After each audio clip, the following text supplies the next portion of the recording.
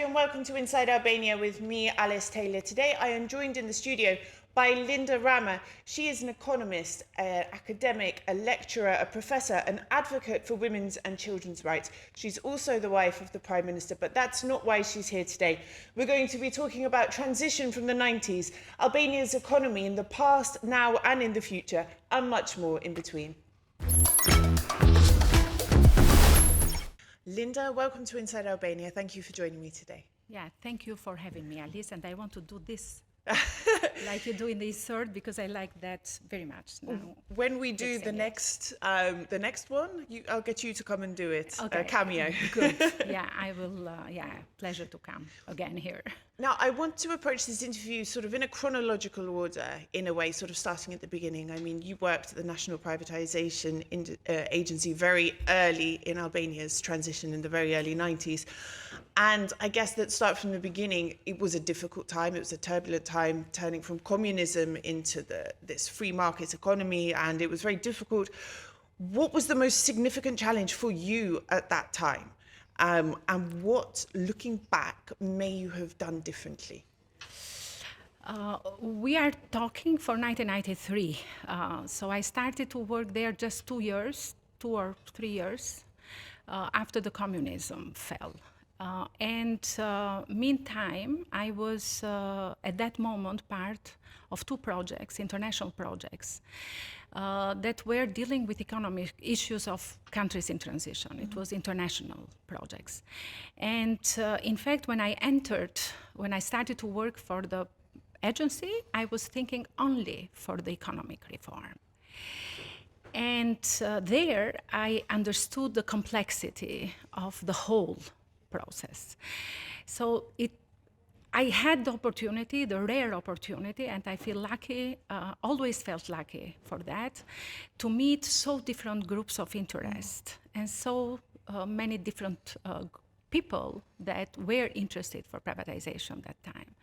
So I met political prisoners and other prisoners because of the regime. I met ex-owners of the land and buildings. I met workers and managers of the state-owned enterprises. There I met, in fact, also investors, the first international foreign investors coming, interested to participate in the process, and also the first Albanian investors. And in fact, that was the moment when also I had the first contact with politics. Mm-hmm. In terms of governing and institutions, but also in terms of political figures of that time.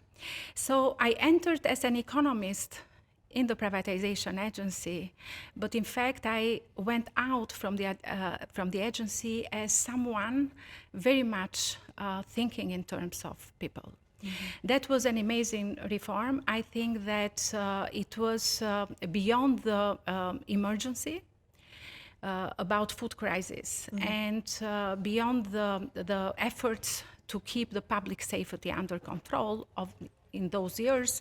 I think that privatization of the state property and land distribution were the 2 most important reforms that defined the whole transition in the country, and they defined the trend of investments and justice, and also the social peace. Mm-hmm. When we talk what we can do differently, you asked. Yes. I've been thinking about that over time, and I have found some peace in my heart and in my mind, because more and more I think about that. I believe that maybe this was the only way we could have done it, considering the fact that we were coming from 2 very unfortunate historical influences. Mm-hmm.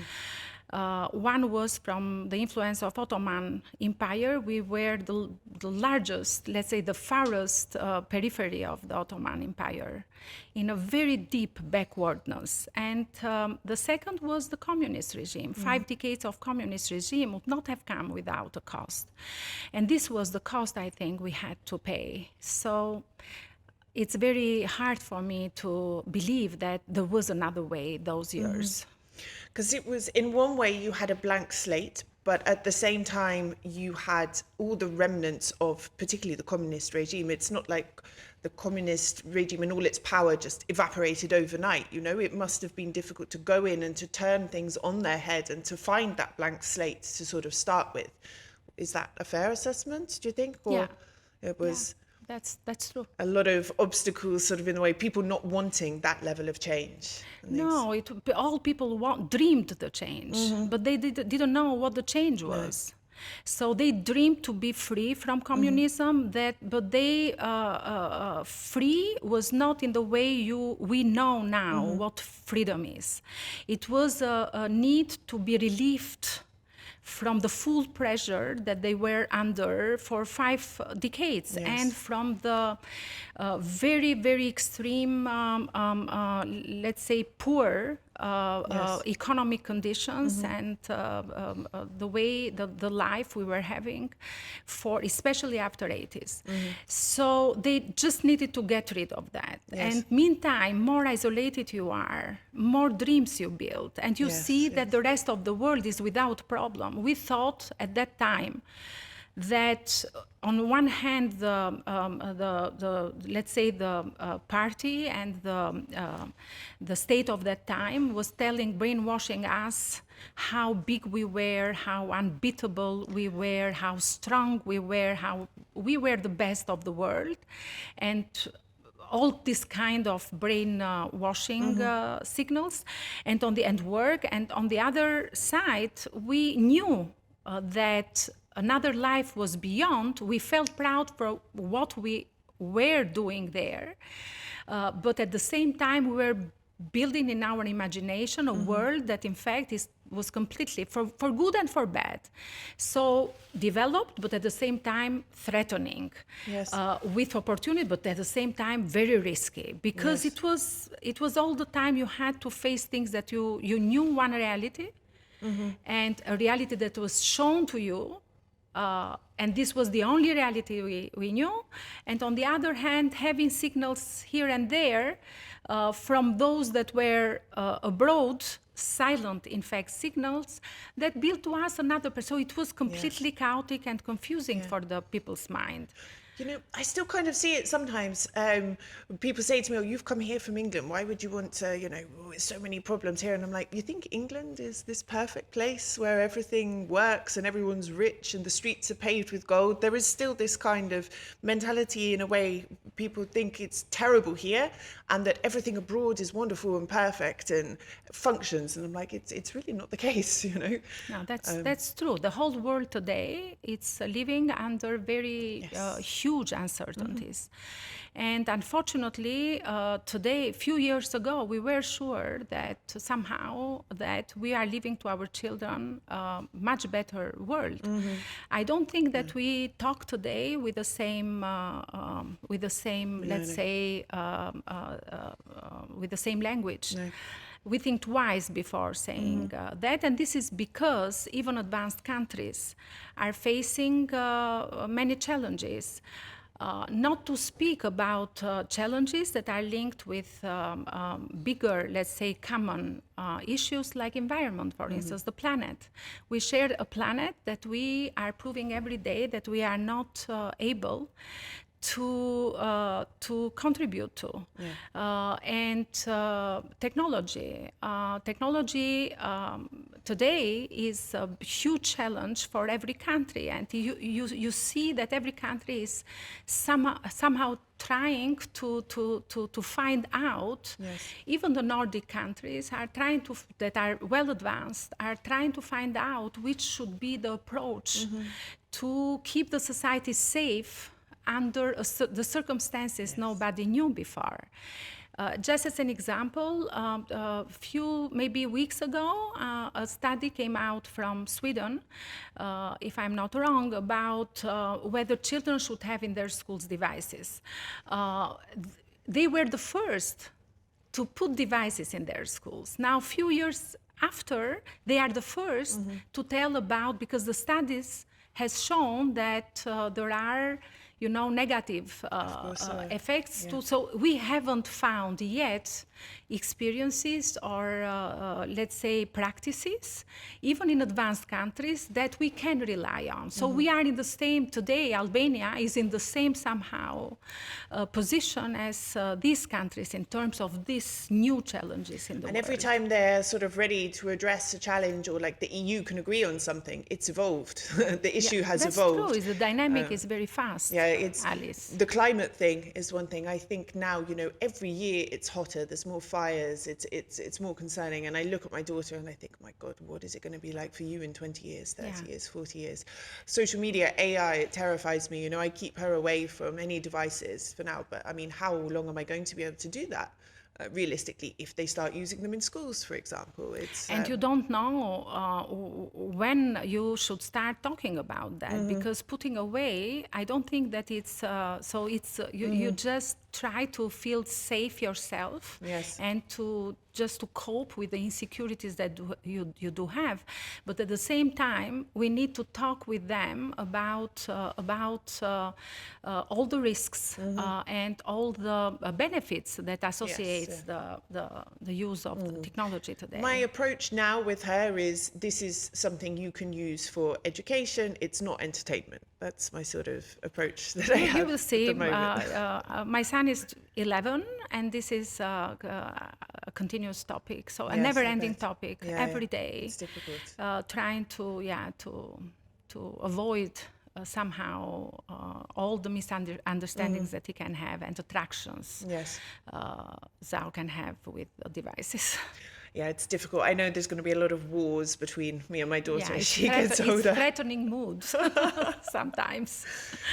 You mentioned, the first investors that came to Albania from sort of outside the country, and they must have been quite brave at this time, venturing into this sort of unknown. But I'm wondering now, 30 plus years later, what challenges do you think remain for foreign direct investors who want to come to Albania? We're seeing more coming each year, different forms, but using your expertise, what challenges do you think need to be removed to further increase this? We have a list of indicators, in fact, and aspects that matter to get the decision-making for one investor to invest in a certain country. And this is for all the countries, basically.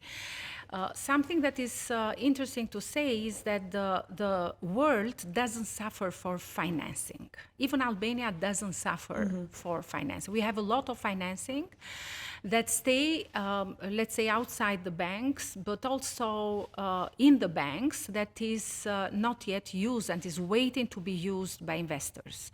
It's the same situation in financial institutions abroad. So the most important thing under the fact that you have the financing is to somehow convince the investors to finance.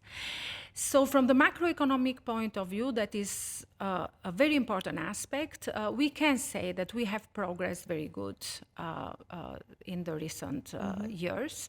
We don't have political instability. That is a very important element, and government instability. One study that I finalized 2 years ago, 1 year or 2 years ago, about financing, showed clearly, after an analysis of 30 years of transition, that in case of political instability or government instability happens in the country, the foreign investments have a very quick reaction in getting far from the country. And you need more than 1 decade to recuperate in that. So this is an important element. Another element that is good is that we have laws. We are in and regulatory frameworks that protects investments, and we are in a process that is European integration that, in fact, very much increases the trust of investors.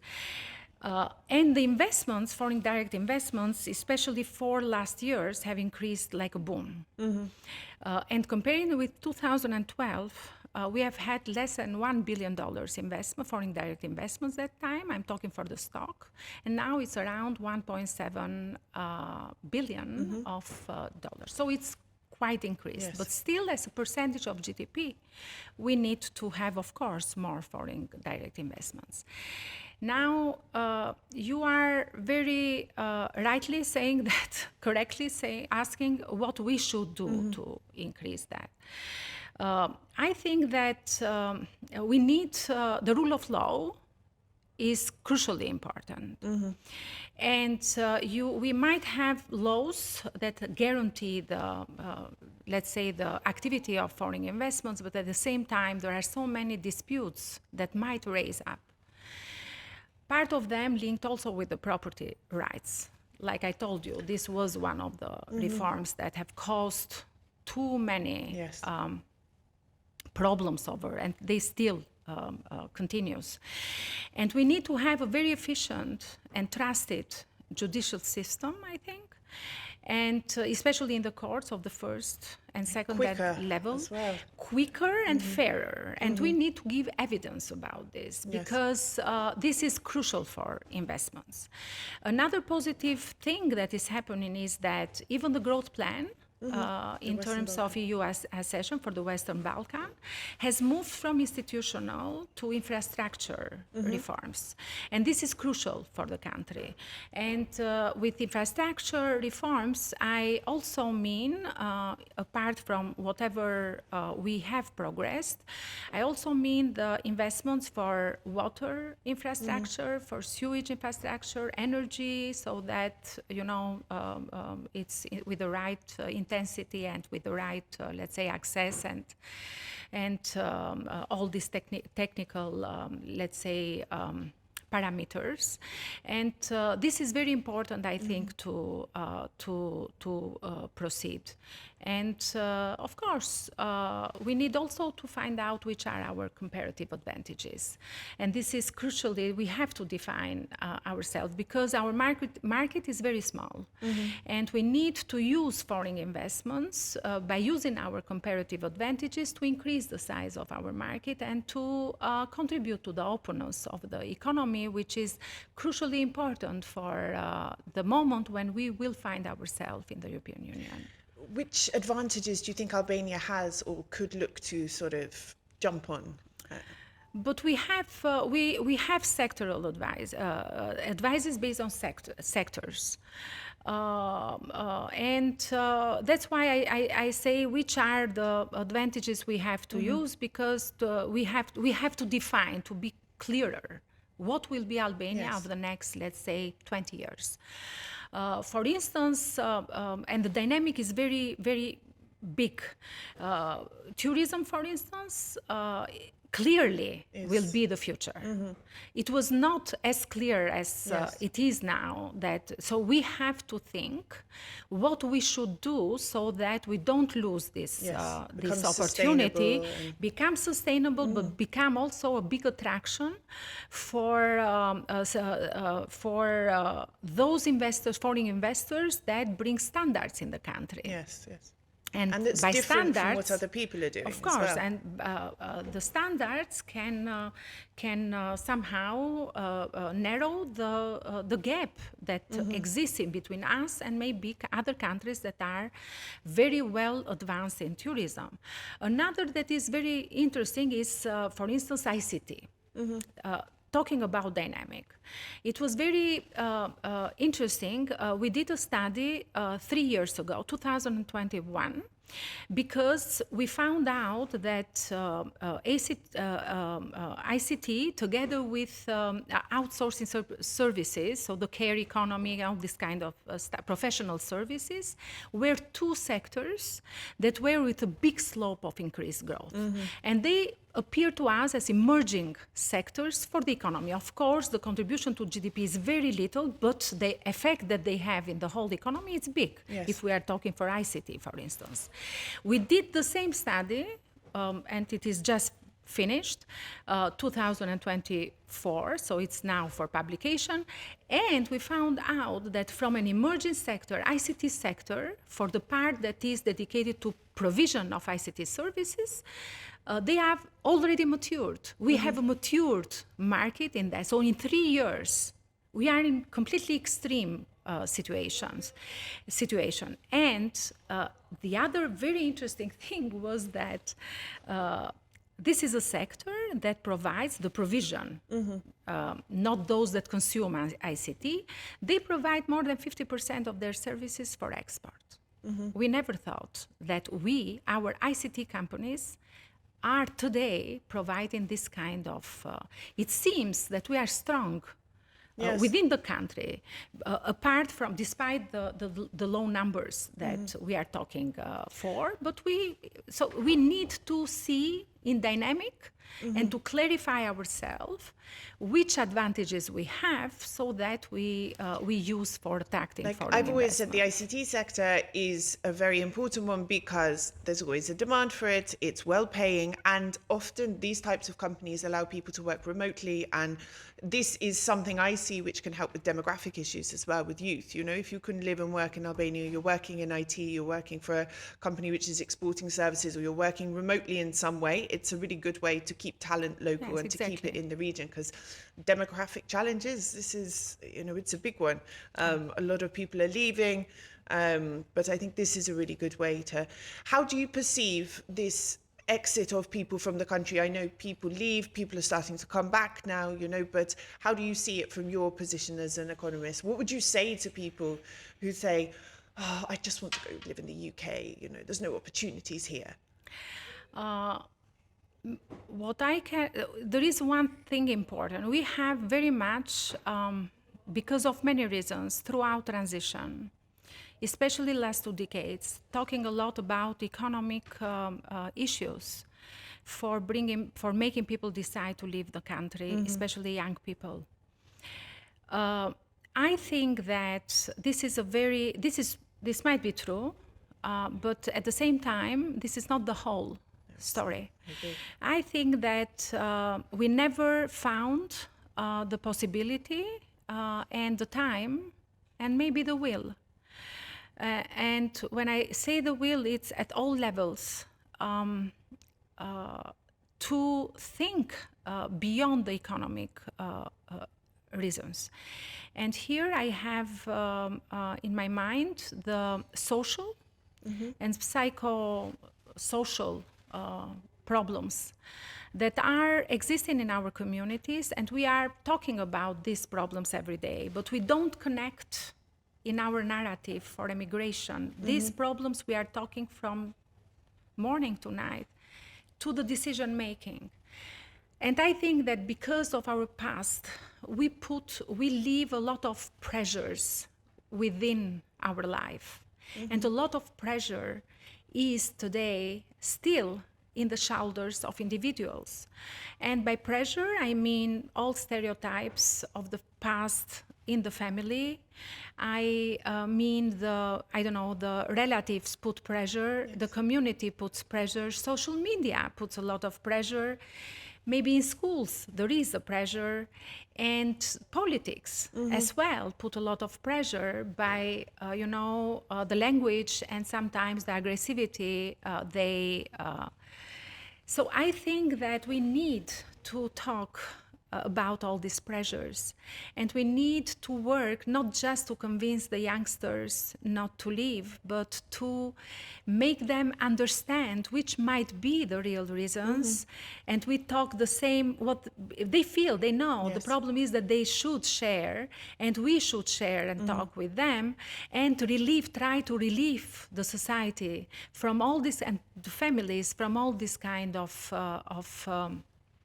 pressures. And I think that only in case we try to smooth a little bit up this kind of pressures coming from the past and all the problems we have had throughout transition, then we might in fact have a clearer and a more logical, let's say, decision making, Yes.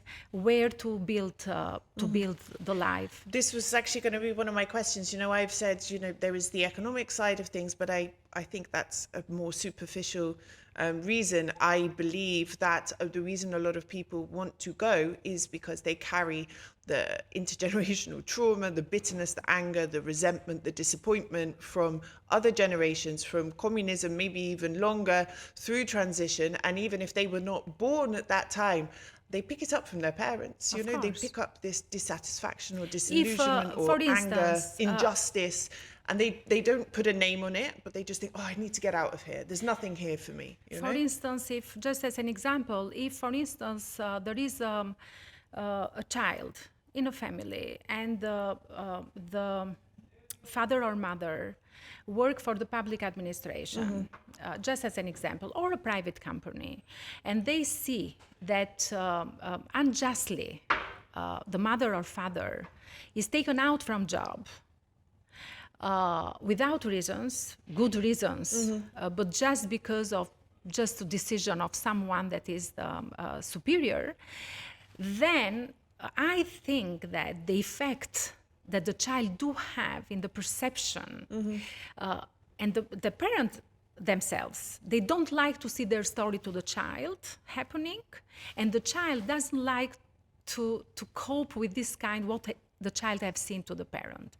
So that's why I think that we have to take it very seriously to all levels, because certain actions in the private sector or in the government or in all other sectors, including media, they resonate not only to the person and to the society, but they resonate to children firsthand. And then they might, these are trauma moments, they might leave very bold footprints in their minds, and they might not be, because nobody has time to work with traumas in a dedicated way. So we need to take seriously, it is time to take seriously the actions we make. How to heal these wounds of the past, because, time is moving on. A lot of people, they don't want to address it. They don't want to talk about it. Oh, it was in the past, it's happened. But obviously they're still carrying the weight of it today. And the more the years pass, the more the older generation passes away, Is it ever going to get resolved? How can it be done at a governmental level, at a political level, at a society level? Do you think it's too late? This is a process. Again, it's like I said that maybe it was difficult to avoid the unfortunate of all the heritage we had from the past. Of course, there are efforts every day at all levels to correcting efforts. I think that society should be much more present. We need to reduce a little bit the time that we talk about the black chronic or the politics, and a little bit of more space it should be given exactly to talk about these issues. Something that I can emphasize is that, with youngsters, I don't think that we have let's say, a meaningful exchange. But in fact, as a generation, we have lost some authority that usually our parents did have. And this is because the times we are living. While the young generation has won an authority that is the authority of information. And for instance, when I was coming here in the morning, I was trying to, to think about how the interview would be like. And I was driving Zaho with me in my office. And I said to him, Zaho, how do you call these things in the machine? And I was talking about brake pedal and gas pedal. And he was giving me the English, the correct English version. And then I was saying to him, how do you call the father of the grandfather? Because it was not coming the right. And he said, the great grandmama. So they know things. You know that we might be insecure, but like this, they say to you every day information that they take from different sources. So we, instead of trying to impose them, or to give them ready given, let's say, slogans like "Don't go, Albania is it." We need to build a narrative. We need to know them, what they think, what they perceive, which are their insecurities, to make them feel valuable in this conversation. 2 weeks ago or 3 weeks ago, I was invited, I don't know, it was very strange because I didn't know that group exists, by a group of young professionals. In fact, they were at 40s, but some of them were at 30s. They were young still. Yeah, they were, but not young as a definition, but young, very young. And they were at the upper level of management of private companies. And they asked a conversation with me.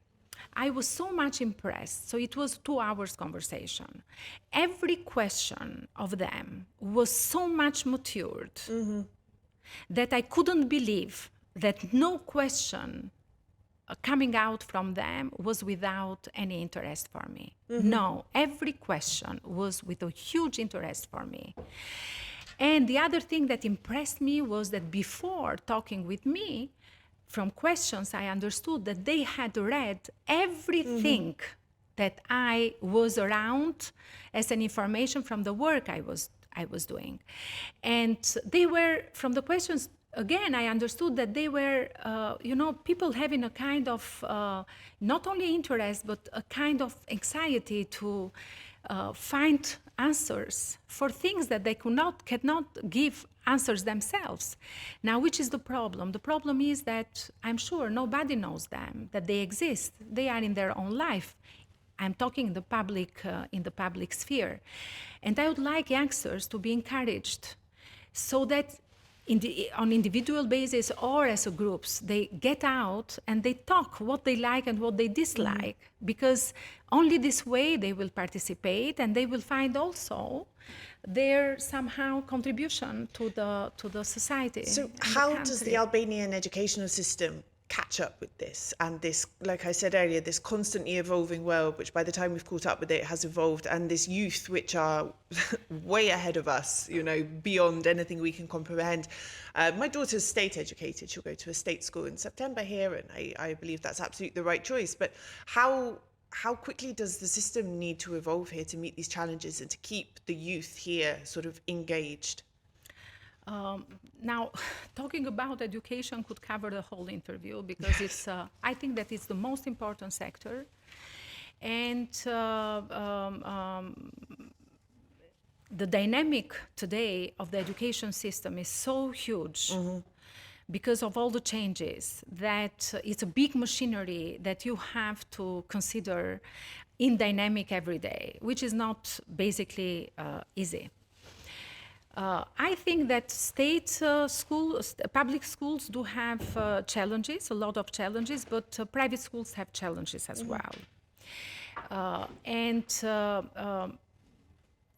It's hard to put the finger, but modernization of the curricula, it's a must.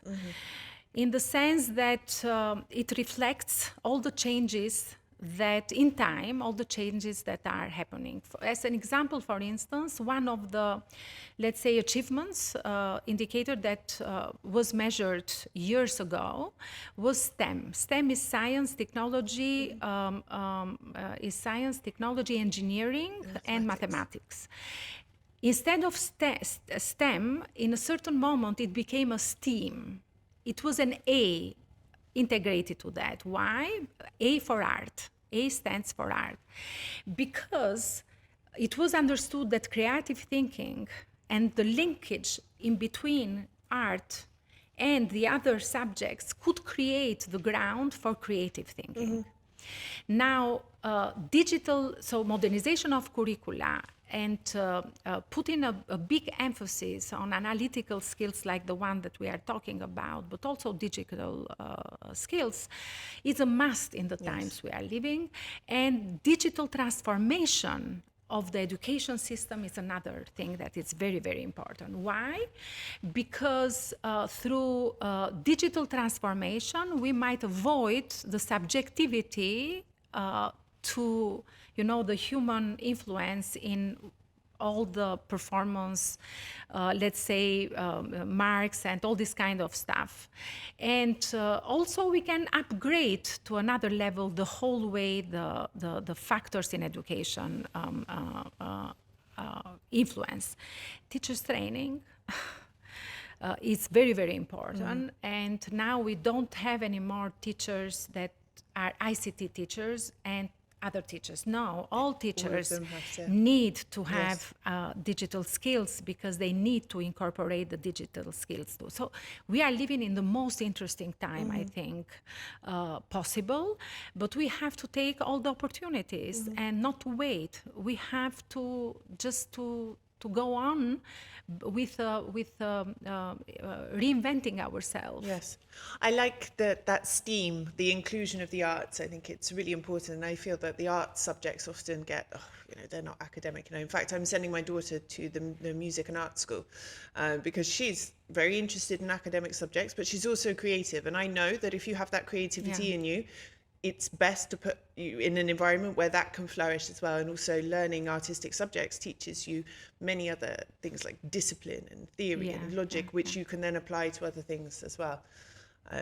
But yeah, I chose the state education system because I saw big changes in it over the years. My mum's a teacher. She's takes my daughter to school sort of almost every morning, and she was a teacher for 45 years in the UK, and she was very impressed by what she'd seen, So for me, that was a big vote of confidence. But yeah, digitalization is the next step, I think. Teaching coding, things like this, for example. I think that efforts for digitalization have started. I know that there are these first 100 labs in the elementary school, and the focus should be that this is, the access to labs and to, all programming curricula for the kids should start at early age. And at the same time, I think that they will be the generation that will ensure that digital skills upgrade industries and the private sector as skills for all jobs. I remember a teacher telling me when I was a child, you have to learn how to do long multiplication. You're not going to be carrying around a calculator in your pocket. Yeah. We still need that. We still need that. I suffered with long multiplication and long division. My son time after time says to me, Mom, why I am doing this? And I say to him, you have to do that because mathematical skills are very important for analytical skills, for developing to another stage the capacity of the brain to look, to dig in it. And I don't think that the world will be tired of learning mathematics in the traditional way, and that's why STEM is there. M is in STEAM because these analytical skills at the early age of childhood are very, very important for calculators. Can make the brain dead at an early stage, and that's bad. It is. Linda, what would you say to a young woman, a young Albanian woman who is aspiring to work in academia or research or even politics or in sort of governance, the governance sort of sector? What advice would you give to them?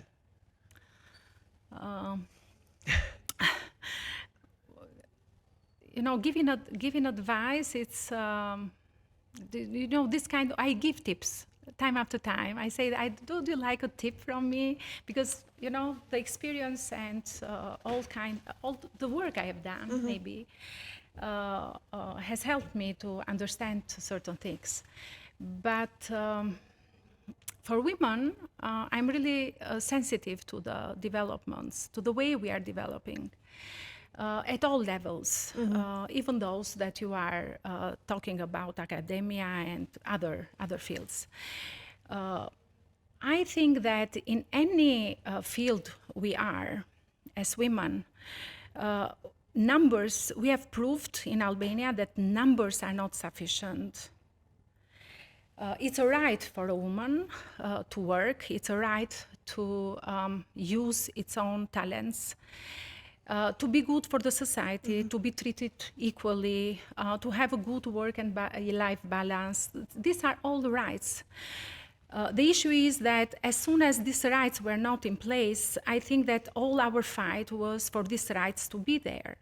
Now, since years, we have been progressing well in women representation in different levels of politics, government, public administration, judicial, in local government, and also in the private sector. I've done a study years ago. I have not repeated that study, but it's clear that women have very important roles in the management of private companies as well.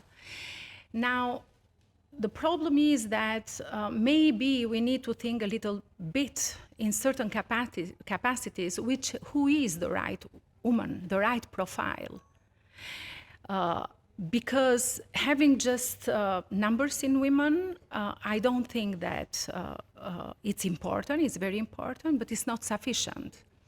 So we have to stay in this the women themselves need to ask, what kind of profile we need in the parliament, what kind of profile we need in the government, and what kind of young women we need in politics.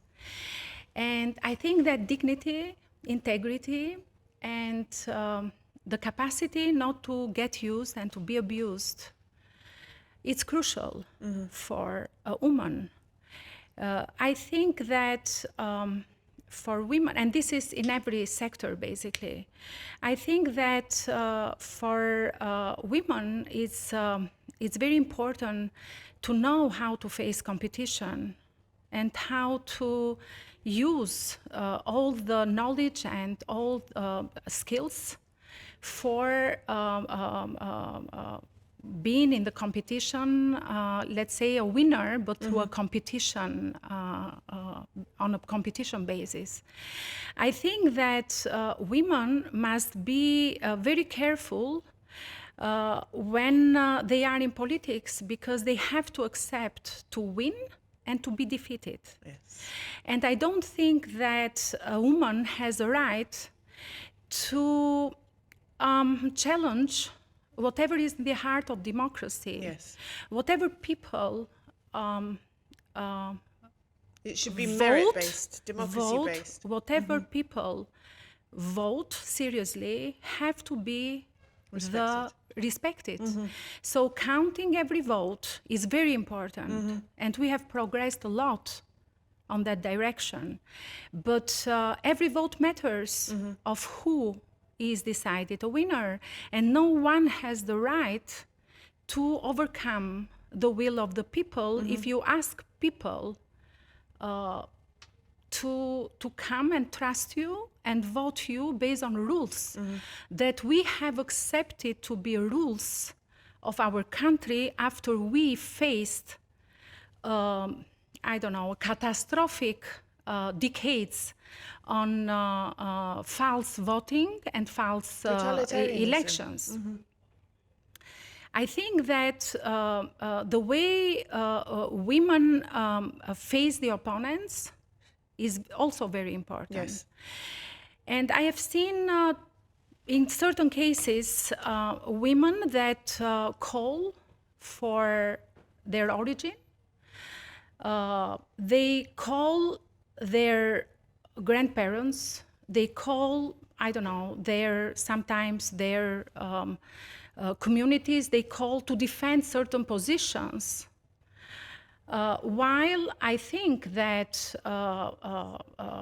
and complaining that they are being attacked while they attacked from day to night themselves.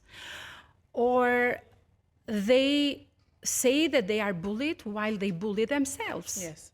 I don't think that women have any exclusivity on the things that we don't like in our houses to happen and in our children to be seen.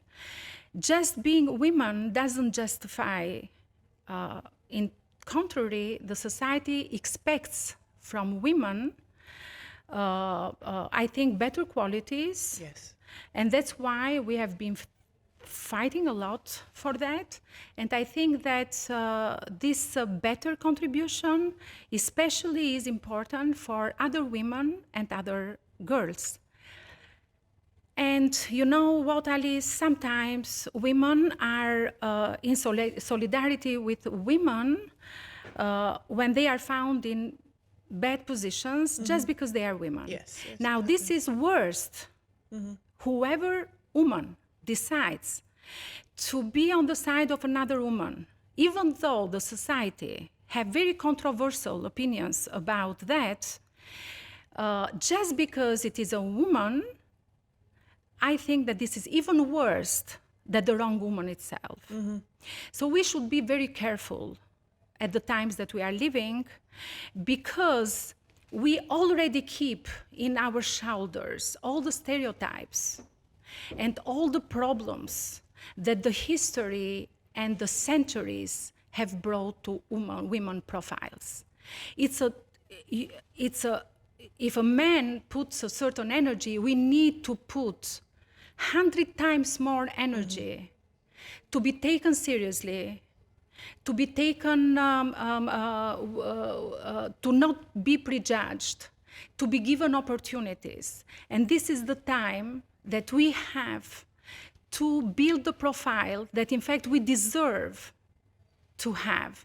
Because this will serve very much as models for the young girls and young women that in fact might find the inspiration to not touch their character and their substance, while to think that they need to touch that in order to progress. And this is true for every sector, this is true for every level, and this is for everything in life. I agree. It's not just because you're a woman, you have to do it because you deserve it. You deserve to be there because it's the right thing to do.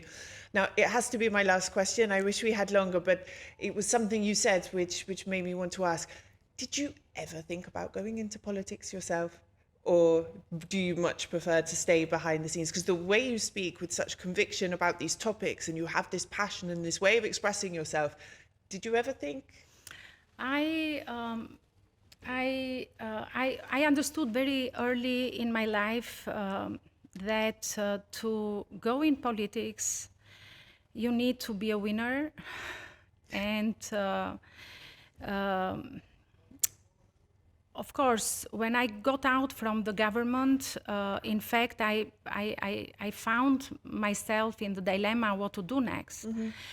And at that moment, because of all confrontation I had with politics, because I was at a level that, in fact, was very much confronted, I decided that I would be much more useful as part of the civil society, as part of the, let's say, independent research and advice together with international institutions that are present in Albania.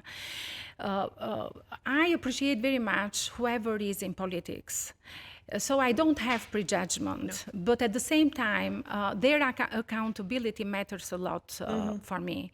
And I think that a lot needs to be done by politicians and whoever is in politics to deserve the respect and to deliver whatever they are assigned to deliver, because it's a huge privilege to have this kind of opportunity. And when you are asking this question, I have so many other friends that in fact could have been fantastic politicians, fantastic MPs, fantastic maybe ministers. They are already in the public administration, and I think that many of them, that's why the screening process amazed everyone in EU, and you know, somehow everyone was very much surprised by the level, because at that level there are patriotic experts that in fact care for country a lot, and they deliver every day the best of them. So the fact that they are given the opportunity to be in politics, they never should forget that there are so many others that deserve to be in politics, but they didn't have the chance to be there. So we need to see from them the maximum possible so that they, in fact, they don't come complacent. They don't are in debt with all those others that in fact did have all the capacity to become someone, but they will not see this capacity, their capacity in these, let's say, positions in their life. Very wise words. Linda, thank you. Thank you very much, Alice. Thank you. So that's it for this week, but not just this week. This is the end of Inside Albania for this season. You can watch Inside Albania, all of our past episodes on our YouTube channel and across all major podcasting platforms. But before we go, I've dragged out from behind the scenes two people who have made this show possible. First of all, the director, Elsen, and my producer and very patient editor, Nancy. Përshëndetje, welcome to Inside Albania. Përshëndetje. I brought them here because I wanted to thank them both for the very hard work that they've done over the last year, putting up with all my crazy ideas and guests and talking for hours and having to edit it down into a show for you, the viewers. But I also wanted to ask them a few questions about what it's like working with me and working on the show. Gati? Okay. A ka diçka që keni mësua nga ndonjë nga intervistat? Nancy? Me thënë të drejtën, unë kam mësuar shumë për politikën, sa i takon çështjeve që ka në rajon, Shqipëria. Kam pasur mundësinë dhe të takoj shumë përfaqësues fakt të lartë të Bashkimit Evropian, njerëz me peshë shumë të lartë dhe këndvështrimin që kanë ata për Shqipërinë, Shqipëria në Bashkimin Evropian, por gjithashtu edhe shumë intervista fani. Pëlqen punën tim me mua? Të punoj me ty, të punoj me ty, më pëlqen të punoj me ty. Edhe të gjitha. Sepse mund të flasim bashk, mund të shpreh mendime, çfarë duhet të bëjmë, çfarë duhet të ndajmë për social, si duhet të shkojë, si duhet ta organizojmë, kështu që kemi shumë komunikim të mirë bashk. Kjo është e vërtet. Kam një pyetje tjetër, ti ka mësuar anglisht më shumë tani? Po, më ka ndihmuar shumë. British accent. Po, British accent. Po, unë do të flas më shumë shqip me Ne, në fakt, kur nisëm të punojmë bashkë, më ke thënë që ti do flasësh shqip dhe unë anglisht. S'ka ndodhur kurrë. Do të bëj më fort me mua, okay? Dhe Elsen, pyetje, e ka diçka që keni mësuar nga ndonjë nga intervistat? Po, shumë herë çdo i ftuar sjell një botë të vetën që ne kur e shohim pas kamerës, a kupton, teknikisht je pjesë e rrëfimit aty. Edhe këto historim kanë bërë që të reflektoj më shumë, mos ta shoh vetëm si regjisor pjesën e emisionit, po edhe si protagonist i intervistës. Edhe kush është i ftuari juaj e preferuar dhe pse? Për mua çdo i ftuar është i preferuar si çdo emision. Edhe unë çdo emision edhe çdo të ftuar e trajtoj njësoj. Nuk ka një, nuk ka një të preferuar. Është përgjigje shumë diplomatik. Po ka një ftuar nuk e pëlqen? Jo, është pak i vështirë. Të ftuar të vështirë, ka sa të duash. E dikush është pjesa e vështirë personin? Pjesa e vështirë personin është momenti që kemi lidhje në Skype edhe të kamera që lëvizën ai është. Është një ftuar pak ka moshë e latë dhe nuk e di për telefonin. Sepse nuk na kuptojnë teknikisht se si duhet pjesa e planit. Po. Edhe s'postohen sa ndej këtij. Edhe mua, Alisa, ullu drejt. Ka një kufja, Alica. Regjizori duhet jetë sa më korrekt të pjesa e punës.